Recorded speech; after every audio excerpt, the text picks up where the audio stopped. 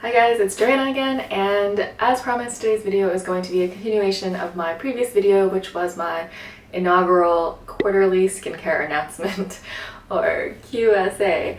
So in this recurring series, I'm going to just be updating you on my quarterly skincare morning and evening routines. And today's video is going to be my morning routine. So if you haven't seen my previous evening skincare routine video, you can go check that out. I will link to it down below. And yeah, in that I'll also give you a little bit more info about the approach I'm taking with these videos, which is going to be very quick, giving you quick reviews of all the products I'm using. Anything that I have done a further review on, I will also link down below so you can go check those out. If you're new here, hello, and I hope you will subscribe. Also, you can find me on Instagram and Twitter at Logic versus Luxury. All right, let's get into the skincare routine, all right? Headband on, and we're ready to go. Alright, so my face has already been washed, and in the mornings I just do a quick wash with my unsurprising product here, the CeraVe Hydrating Facial Cleanser. Talked about this a lot, won't go into it. Sometimes if I have recently done an acid peel, the top layer of my skin might just feel a little bit textured and dry, and then, in those cases, I will use a very gentle, I should say, physical exfoliant. So the one thing that I've been using lately is this Aqua Reveal Soft Water Peel. This is very much a similar product to the Tony Moly Floria Gel, which I've talked about before. That is way cheaper. This is more expensive, a little bit more elegant, a little bit nicer packaging. So if you want a cheaper version, though, you can definitely get the Floria Gel, and there are other products that are very similar to it as well.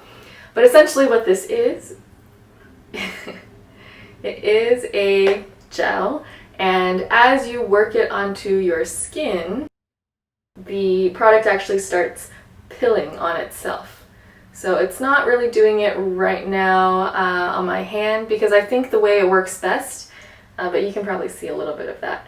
But the thing that I've noticed about this is the way that it works best is when it comes in contact with any kind of oils. So first thing in the morning before you wash your face might be still a little bit greasy from the evening sleep, so that's when a product like this can be really helpful. Because then those little gentle pills that you see on my hand now, very few of them right now because, you know, my hands don't really have that much natural oil on them, but that then is just a really gentle way to exfoliate without kind of going in harsh with, you know, sugar scrubs or whatever, which I really don't recommend. So for physical exfoliation, gentle is better, in my opinion. The other thing that I have talked about also briefly before is the Dermalogica Daily Microfoliant. This is also a super gentle physical exfoliant, and even though it says it's daily microfoliant, I don't use it daily. You could, I guess, but I don't think it's necessary. So this is actually like a very, ooh, yikes, that was a lot. But this is a very suspicious looking white powder. But once you wet this a bit with water, it starts turning into a paste, which then as you work over your skin, it is super gentle in terms of how it also exfoliates your skin. And with either of these products, like if you do that first thing in the morning, your skin just feels like, whoa, I did not know there was this smooth skin under here. So I do like to use these on occasion, particularly if I've recently done acid treatments, as mentioned. Alright, so that is the clean washed face. Gently tap with a towel to dry. And yeah, then you can kind of begin your skincare. So I'm just first going to apply this La Roche-Posay Nutritic Lip, same thing I used in the evening.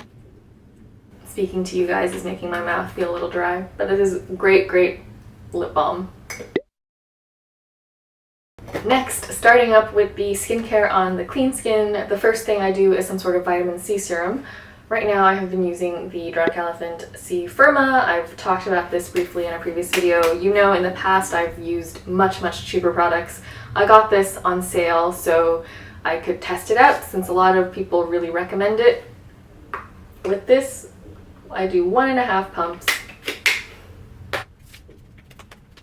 pat it into the skin. So the texture of this product is slightly greasy, but it kind of, you know, once it's on the skin, it will just in a few moments kind of dry down into, I mean, not so tacky of a feeling. It doesn't feel greasy on the skin. You do just kind of feel the tackiness of it. It is, I would say, very similar to much cheaper products that I've used, like the Timeless Vitamin C Serum. So this is a little bit nicer of an experience, I guess. You know, the packaging is beautiful. The twist mechanism is so cool. The fact that this is a totally kind of sun secured packaging, so like, you know, it's not transparent at all, and airtight makes this perhaps a little bit better in terms of longevity. The use on this is 6 months from when it's opened, and whereas a traditional vitamin C that I've used anyway in those glass bottles, you know, generally after like 2.5 months, 3 months, they are pretty much gone. The thing that, if you may have noticed on this, is when I even first put this out, the color was already orange. In other products that I've used, I like them because they are originally clear, and then as you use them and as they're exposed, they turn orange because that ascorbic acid is becoming ineffective. This one, since it's always orange from the get-go, you don't actually know when that ascorbic acid is no longer effective, so I am a little bit suspicious about that on this. I don't know. Let me know what you guys think about that. But, I mean, in theory, this packaging should be a little bit better than your typical dropper style packages. That being said, at $80 regular price, it is quite expensive, and I don't know that it's worth the money personally. So after this is done, I will be testing some other products, and if none of those work out, I will definitely be going back to Timeless. So right now, my skin is great for the next serum in my morning routine, and right now it is the Hylamide Sub-Q Anti-Age. Now, I've talked about Decium, the ordinary Hylamide, all the issues around this company in my last video, so I'm not going to go into it here. Suffice it to say that, you know, I'm going to keep using this until I use it up. So the reason I have been using this is in my previous morning skincare, I was using the CoQ10. You may have remembered the Timeless CoQ10. Although this doesn't have CoQ10, it does have matrixyls, other peptides, and the nice thing about this, actually, at least what it touts itself to have, is it has some form of retinol that is very gentle and not sun sensitive. And so I would never use Retin A in the daytime because that makes your skin more sensitive to sunlight, which is basically reversing any potential benefit of the product because you're gonna damage your skin with the sun. With other forms of retinol, in particular what they say about this one, it doesn't do that, and it's also very gentle, so you can use this actually morning and evening. And I've just been using it in my morning skincare routine. Those are all the serums I do in the morning. The next step is really to moisturize, and one thing you can do to make your moisturizers work better is to first do a little spray layer if you so choose. So this Timeless hyaluronic spray is quite nice for that. And the reason is, you know, in moisturizers they have occlusives that are, you know, trapping the moisture on your skin. But if your skin is feeling a little dehydrated, you can give it some help and add a layer of moisture for that moisturizer to trap. And so that's why at this point you could do something like this if you wanted. You don't have to. This is totally optional. I usually don't do this, but, you know, for our video's sake, might as well. It's just so refreshing. This is really nice. Very nice fine mist. Another product that is really great as well is the Aven Eau Thermale. This is literally just water, so I don't recommend buying it in the US because it's quite expensive. But this mist is so fine. Ugh, it just feels like the best. But when you're in Europe, you can get this really cheap, so I recommend picking some up if you are headed to France anytime soon.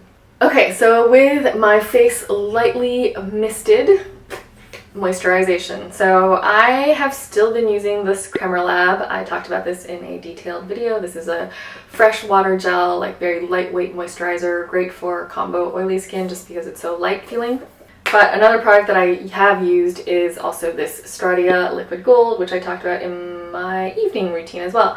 Now this does have niacinamide, which I know in the past I've mentioned that, you know, there has been some debate about niacinamide and vitamin C going together. Another blogger, Kind of Steven, which I'll link to his article down below, he wrote an extensively researched article about why it's not necessarily such a bad thing. So, you know, whatever you want to use, but I do like this Stratia Liquid Gold a lot, but I am pretty much out of it, and it's a pain to get access to the last remainder in here, and so I have to kind of jigger that out. This is definitely a little bit greasier feeling than the Creme Lab. But you know, my skin historically is oily/oily combo, and getting older, it's become increasingly more just combo/normal. So I don't mind having a little bit greasier of a moisturizer. And then it's the final and most important step, and that is sunscreen. So I have a lot of different sunscreens that I use day in, day out. There's no consistency in this because I just like to mix things up.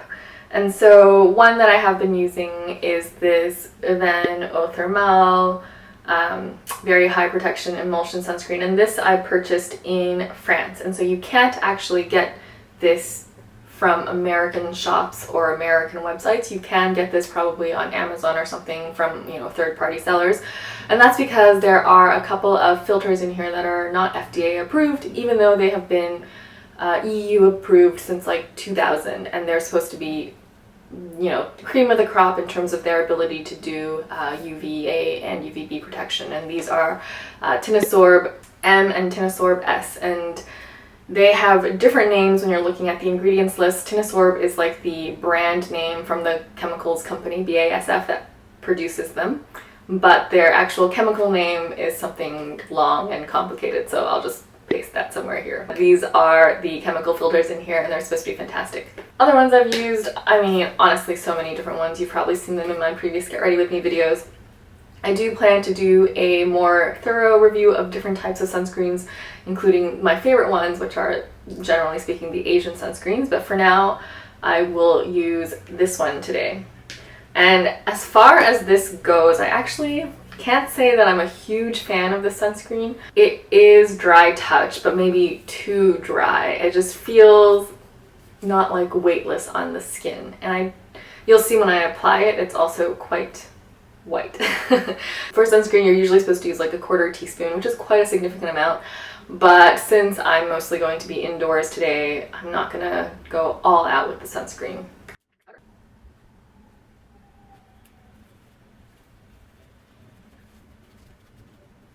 So in the camera, it looks like there's still a slight white cast. In the mirror, I really can't see that at all, so, you know, take that as you will. But that being said, again, it just does not feel the best when you apply it. I don't know, it's simultaneously like drying feeling, like my hands right now feel very dry, yet also very heavy and kind of tacky. So I can't say that I'm gonna repurchase this. Also, you know, it's probably really expensive here in the US, whereas it's much more affordable in France if you're there. It is excellent protection in terms of what it offers due to those chemical filters I mentioned. But the most important thing to me with sunscreen is the fact that I like using it and want to use it every day. So with a product like that that just feels a little bit meh, it's not something that I'm gonna reach for. Also, I found that it does tend to pill with some of the products that I use. So when I do apply that, I generally have minimum additional face makeup. So another thing to be aware of, at least that has been my experience with it. And with that, I am done. So once this sunscreen is maybe a little bit drier, then I can go and do other makeup. Just again, probably not any significant face makeup due to the pilling issue I mentioned. But yeah, that's a pretty quick routine, generally speaking. You know, not every product that I've showed you today is something that I will necessarily repurchase, but at least you get a sense of how I have been approaching my morning skincare. And that's all for me. Thanks so much for watching and this quarterly skincare announcement update. And I will see you guys next time. Bye!